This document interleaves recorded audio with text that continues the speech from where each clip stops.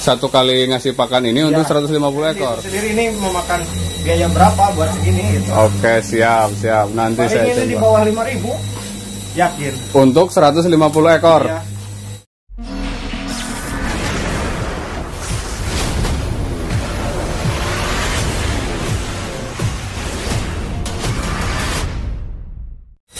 Halo peternak, hari ini saya sedang di kandangnya peternak abal-abal. Kita coba tanya-tanya ya. Ini bahannya apa aja, Bang? Ini kebetulan kalau sekarang ya Pak Presiden cuma ampas tahu doang. Yang tersedia gitu ya? Ya, maksudnya ampas kelapa. Ampas kelapa? Ya, soalnya ampas kelapa doang yang tersedia. Kemudian untuk ampas, biasanya saya menggunakan ampas tahu. Ya. Cuman karena kendala ampas tahu belum dikirim, jadi saya menggunakan ampas kelapa doang fermentasinya. Itu saya biasa ngasih pakan dicampur sama jagung dan pur. Pur ayam.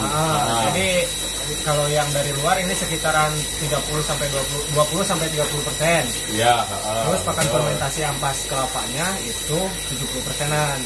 Oh, jadi ini 70%. Ya. Kalau yang ini sama ini 30%. Itu perbandingannya berapa? Jagungnya. Kalau untuk jagung saya nggak pakai kiloan, hanya berdasarkan genggaman saja. Jadi perbandingannya itu 70% dari ampas tahu, ampas kelapa, 30%-nya yang ini ini 15% begitu ya? Bukan, ini cuma 2 genggam, kalau ini 4 genggam. Oh, berarti itu 20%, ini 10%. Okay. Itu soalnya kita sebagai peternak kan harus mengetahui pakan ya. Betul. Nanti kalau sempat ya, sempat di video untuk kedepannya video selanjutnya saya akan kasihkan pakan langsung ke ayamnya. Ke ayam, kemudian saya ingin memperlihatkan itu si maggot. Oke, siap. Pakan alternatif lain gitu. Jadi selain pakan fermentasi ya, hari ini kita juga bisa langsung lihat progres maggot sebagai pengganti pakan fermentasi. Sok langsung kalau mau dibuat, saya juga coba ingin lihat. Jadi seperti yang Pak Presiden bikin lah, yang itu dari limbah pasar itu. Iya. Tekniknya sama seperti itu sih sebenarnya, cuman bahan baku di saya beda ya.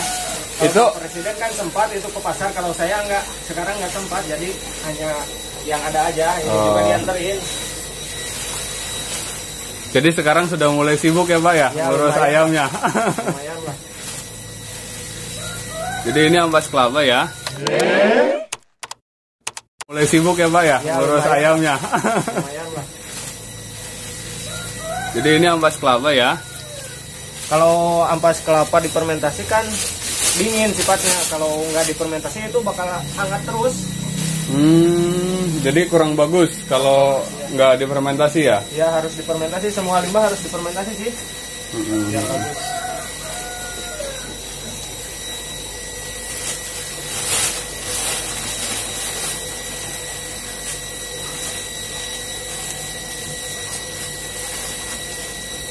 Nah itu proses pembuatan fermentasinya berapa lama Pak?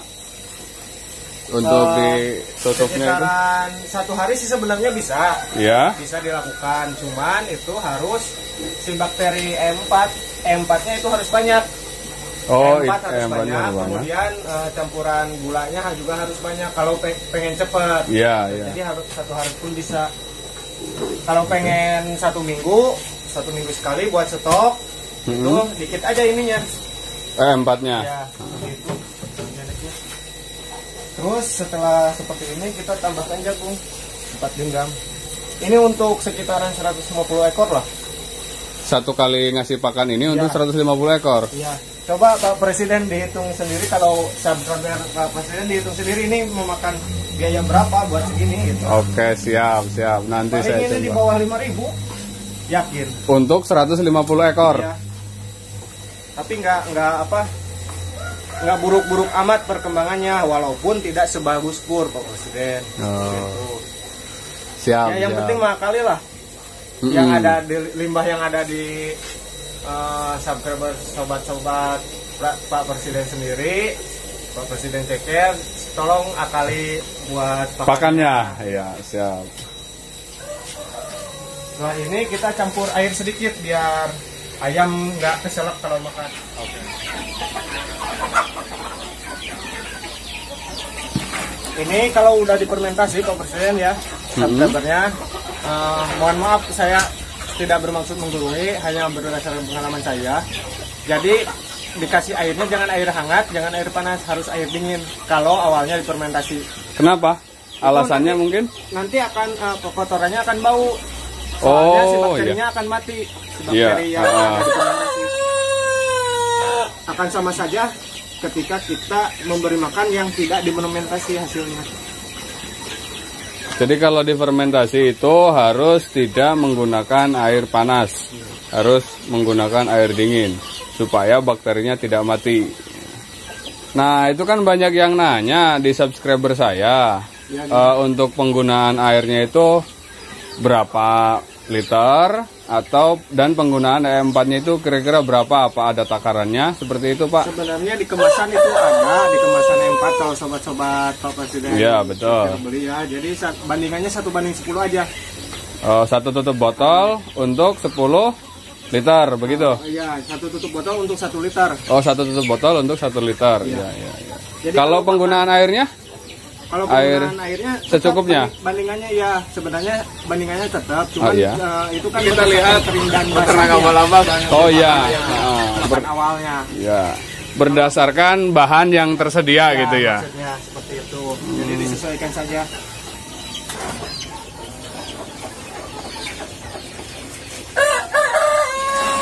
Itu sampai tercampur semua berarti ya Pak ya?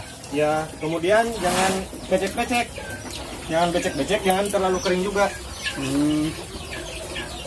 Kalau becek kenapa? Kalau kering kenapa? Kalau becek kan kandungan airnya banyak. Jadi di temboloknya nanti yang banyak air ya. Airnya, ya. Kalau terlalu kering? Terlalu kering nanti keselak. Oh iya, betul. Ya, ini ilmu baru ya. Karena memang dijatah, kalau nggak dijatah ya nggak apa-apa kering. Sehari itu 2 kali dikasih pakannya. Kalau untuk yang besar, kalau yang kecil itu 3 hari, 3 kali.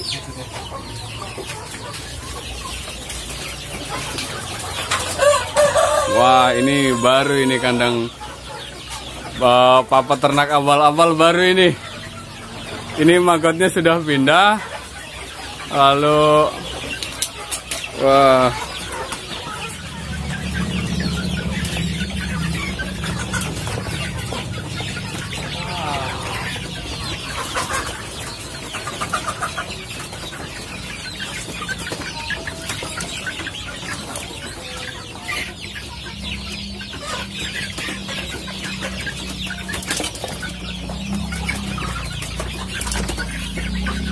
Ini populasinya berapa Pak di sini? Dari yang kecil sampai yang besar? Sekitaran ada 120. 120. 120 guys.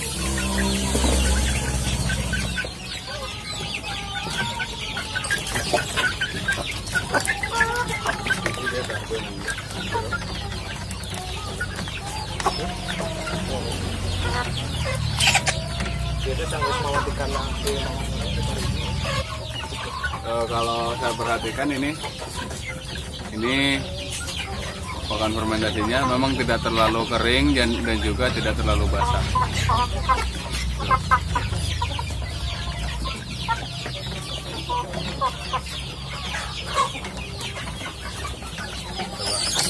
Aduh, notol.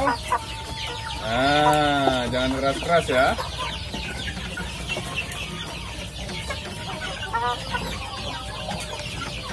Dalam ini beda. Ya. Jadi pakannya seperti ini. Oh, maggot itu ya? Maggot. Coba lihat. Cuman 1 kali kasih pakan fermentasi. Jadi ini maggotnya berapa kali ngasih pakan? Sekali juga? 2 kali. 2 kali. Kalau pakan fermentasinya 1 kali. Oh iya. Jadi bisa lebih hemat.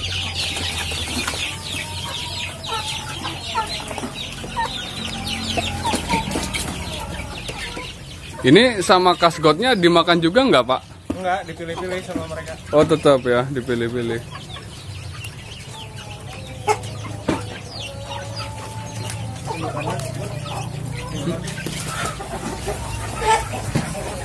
Sekarang kita kasih pakan indukan pun sama.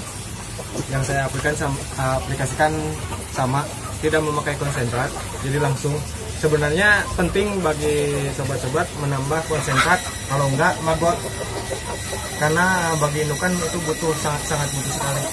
Untuk apanya itu Pak? Untuk pembentukan carangnya, kemudian produksinya, produksi ketelurnya itu lebih cepat. Oke, siap, terima kasih. Yuk kita coba lihat.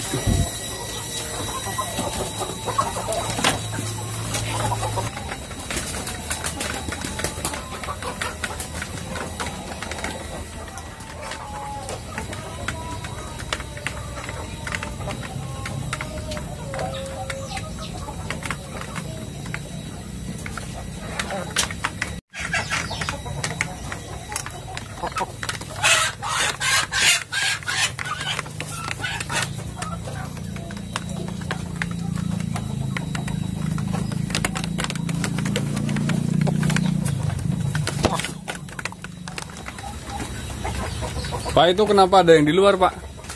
Itu ya maklum, kandangnya seperti ini masih abal-abal, jadi banyak yang banyak yang keluar, bukan sengaja dikeluarin. Yang di sana juga kan banyak yang di luar itu karena kondisi kandangnya yang masih. Soalnya kandang itu investasi paling besar, jadi konsepannya harus benar sebenarnya di kandang. Kalau kandangnya rapi, bagus, tidak ini, nanti tertata rapi juga seperti itu. Oh gitu. Jadi tetap ini kadang-kadang dimasukin juga ya. Oh, siap, oke.